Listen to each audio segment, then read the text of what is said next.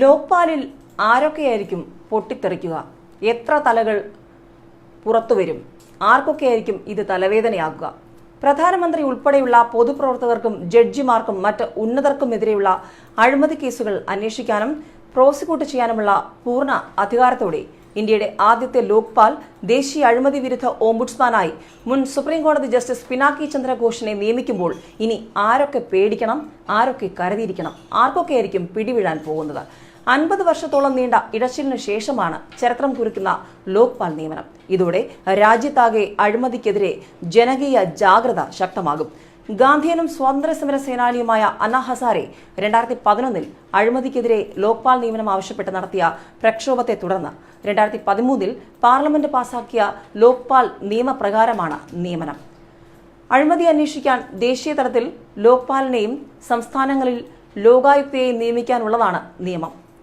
ഫെബ്രുവരി അവസാനത്തോടെ ലോക്പാൽ നിയമന നടപടികൾ പൂർത്തിയാക്കണമെന്ന് സുപ്രീം കോടതി അന്ത്യശാസനം നൽകിയിരുന്നു. തുടർന്നാണ് കഴിഞ്ഞ വെള്ളിയാഴ്ച ചേർന്ന selection committee justice P C ഘോഷിനെ തീരുമാനിച്ചത്. അദ്ദേഹം അധ്യക്ഷനായ സമിതിയിൽ ലോക്പാൽ സമിതിയിൽ ഒരു വനിത ഉൾപ്പെടെ 4 മുൻ ഹൈക്കോടതി ജഡ്ജിമാരും 4 മുൻ സിവിൽ സർവീസ് ഉദ്യോഗസ്ഥരും അംഗങ്ങളായിരിക്കും. പ്രധാനമന്ത്രി അധ്യക്ഷനായ സെലക്ഷൻ പാനലിൽ ലോക്സഭാ സ്പീക്കർ, ലോക്സഭയിലെ പ്രതിപക്ഷ നേതാവ്, സുപ്രീം കോടതി ചീഫ് ജസ്റ്റിസ് അല്ലെങ്കിൽ അദ്ദേഹം നിയോഗിക്കുന്ന സുപ്രീം കോടതി ജഡ്ജി, രാഷ്ട്രപതി നോമിനേറ്റ് ചെയ്യുന്ന നിയമജ്ഞൻ എന്നിവരായിരിക്കും അംഗങ്ങൾ. ഈ അംഗങ്ങൾ കൂടി ശക്തമായി പിടിമുറുക്കുന്നതോടുകൂടി അഴിമതി ഇനി സ്വപ്നം മാത്രമാകും. മുൻ അറ്റോർണി ജനറൽ മുകുൾ റോത്തഗിയെ നിയമജ്ഞനായി രാഷ്ട്രപതി രാംനാഥ് കോവിന്ദ് നോമിനേറ്റ് ചെയ്തിരുന്നു. ജസ്റ്റിസ് പിനാക്കി ചന്ദ്ര ഘോഷ് കൊൽക്കത്ത സ്വദേശിയാണ്. കൊൽക്കത്ത ഹൈക്കോടതി മുൻ ചീഫ് ജസ്റ്റിസ് അന്തരിച്ച ശംഭു ചന്ദ്ര ഘോഷിന്റെ പുത്രൻ. കരുത്തനായ ഒരു സാരഥി. 1997 കൊൽക്കത്ത ഹൈക്കോടതി ജഡ്ജി. തുടർന്ന് ആന്ധ്ര ചീഫ് ജസ്റ്റിസായി 2013 സുപ്രീം കോടതി ജഡ്ജിയായി 2017 വിരമിച്ചു. നിലവിൽ ദേശീയ മനുഷ്യാവകാശ കമ്മീഷൻ അംഗമാണ്. അന്തരിച്ച തമിഴ്നാട് മുഖ്യമന്ത്രി ജയലളിതയുടെ തോഴി ശശികലയെ അഴിമതി കേസിൽ ശിക്ഷിച്ചത് ജസ്റ്റിസ് പി സി ഘോഷാണ്. ആന്ധ്ര ഹൈക്കോടതി ചീഫ് ജസ്റ്റിസ് ആയിരുന്നപ്പോഴാണ് ആ സംഭവം. രാജ്യത്തിന്റെ ആദ്യ ലോക്പാലിനെ നിയമിക്കാനുള്ള തീരുമാനം ഏതായാലും വളരെ സ്വാഗതാർഹമാണെന്ന് എല്ലാവരും പറഞ്ഞു കഴിഞ്ഞു. ഇതിനുവേണ്ടി 48 വർഷമായി ജനങ്ങൾ നടത്തുന്ന പോരാട്ടം ഒടുവിൽ വിജയിച്ചിരിക്കുന്നു.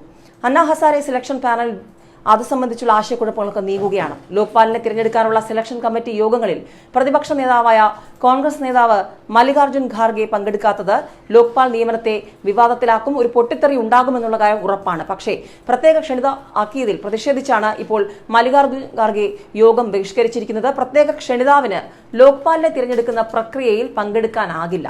വെള്ളിയാഴ്ചത്തെ യോഗത്തിലും ഖാർഗെ പങ്കെടുത്തില്ല. നിലവിലുള്ള ലോക്സഭയിൽ മുഖ്യ പ്രതിപക്ഷമായ കോൺഗ്രസിന് മതിയായ അംഗബലമില്ലാത്തതിനാൽ അവർക്ക് പ്രതിപക്ഷ നേതാവിന്റെ പദവിയില്ല. പകരം ഏറ്റവും വലിയ പ്രതിപക്ഷ കക്ഷിയുടെ നേതാവ് എന്ന പദവിയാണ് ഖാർഗെയ്ക്ക്. CBI ഡയറക്ടർ നിയമനത്തിൽ ഏറ്റവും വലിയ പ്രതിപക്ഷ കക്ഷിയുടെ നേതാവിനെ സെലക്ഷൻ പാനലിൽ ഉൾപ്പെടുത്താനായി ചട്ടങ്ങൾ ഭേദഗതി ചെയ്തിരുന്നു. താൻ യോഗങ്ങളിൽ പങ്കെടുക്കാൻ വിസമ്മതിച്ചതിന്റെ മറവിൽ സർക്കാർ ലോക്പാൽ നിയമനം 5 വർഷം വൈകിപ്പിക്കുകയായിരുന്നുവെന്നാണ് മല്ലികാർജ്ജുൻ ഖാർഗെ ഇപ്പോൾ പറയുന്നത്. ഏതായാലും ലോക്സഭാ തെരഞ്ഞെടുപ്പിന് മുൻപിൽ ഇത് സംബന്ധിച്ചൊരു പൊട്ടിത്തെറി ഉറപ്പാണ്. ലോക്പാൽ പിടിമുറുക്കുമ്പോൾ രാജ്യം അഴിമതി വിമുക്തമാകുമെന്ന കാര്യത്തിൽ സംശയമില്ല. ഇനി സുശക്തമായ നല്ല ഭരണമായിരിക്കും ഇനി വരാൻ പോകുന്നത്. 2019 തിരഞ്ഞെടുക്കപ്പെട്ട അധികാരത്തിൽ വരുന്ന സർക്കാർ മുതൽ ഇനിയൊരു വലിയൊരു അഴിമതി രഹിത ഭരണം രാജ്യത്തുണ്ടാകും എന്ന പ്രതീക്ഷയാണ് ലോക്പാൽ നൽകുന്നത്.